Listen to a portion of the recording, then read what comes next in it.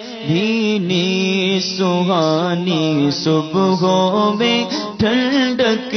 جگر کی ہے، کلیاں کھلی دلوں کی ہوائیں کدھر کی ہے۔ عاصم بھائی ہیں، کہنے چاہتے ہیں کہ ایسا کہا جاتا ہے کہ رزق، موت، زندگی اللہ تعالیٰ کے ہاتھ میں ہے، تو ایسا کہنا کیسا؟ اللہ تعالیٰ کے ہاتھ کی تعبیر کرنا یعنی جملے میں بولنا کہ اللہ تعالیٰ کے ہاتھ میں، کہنا کیسا؟ اصل میں کیا ہے، یہ جو محاورے ہوتے ہیں نا، یہ اپنے اصل معنی پہ نہیں لیے جاتے، اور کبھی کبھی ہاتھ میں ہونے سے مراد یہ ہوتا ہے کہ بندے کی قدرت میں ہونا،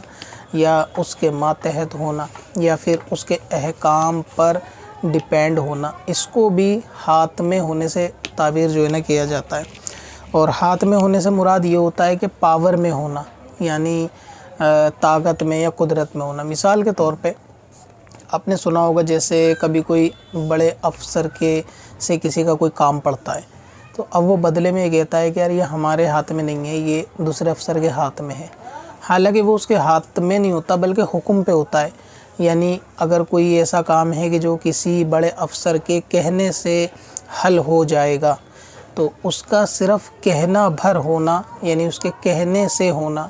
اس کو بھی اس کے ہاتھ میں ہونا ہی کہا جاتا ہے۔ تو اس لیے جو چھوٹے افسران ہوں گے تو وہ ظاہر ہے وہ یہی کہیں گے کہ یہ کام جو ہے، جو رکا ہوا ہے، یہ فلاں بڑے افسر کے ہاتھ میں ہے، اگر وہ اس کو الاؤڈ کر دیں گے تو یہ کام ہو جائے گا، یہ ان کے سگنیچر ہو جائیں گے تو یہ کام ہو جائے گا، اب یہ ہمارے بس میں نہیں ہے، یہ ان کے ہاتھ میں ہے۔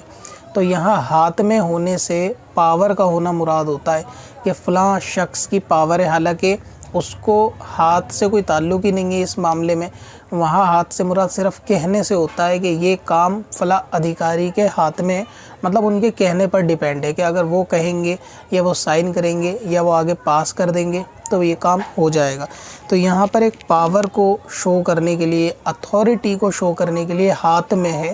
ایسا بول دیتے ہیں۔ تو یہ کہنا کہ موت، زندگی اللہ تعالیٰ کے ہاتھ میں ہے، تو اس سے مراد دستے قدرت میں ہے کہ اللہ تعالیٰ کے احکام پہ ہے یا اس کی قدرت کے اندر یہ چیز ہے، یہاں یہ مراد ہوتا ہے۔ اسی طرح روزی دینا اللہ کے ہاتھ میں ہے۔ تو یہ سب جو ہے وہ محاورتاً بولے جانے والے جملے ہیں، محاورے ہوتے ہیں، اور یہاں اس سے بول کر مراد پاور لی جاتی ہے۔ ہاتھ میں ہونا مطلب اتھارٹی ہونا یا پاور ہونا یا قدرت ہونا، ٹھیک ہے۔ تو اللہ کے ہاتھ میں ہونے سے یہ مطلب ہے، یعنی یہ جملہ بظاہر جو نظر آتا ہے کہ ہاتھ وغیرہ مراد ہے، تو ایسا کوئی کفریہ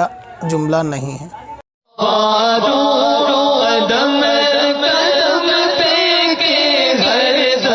دم جان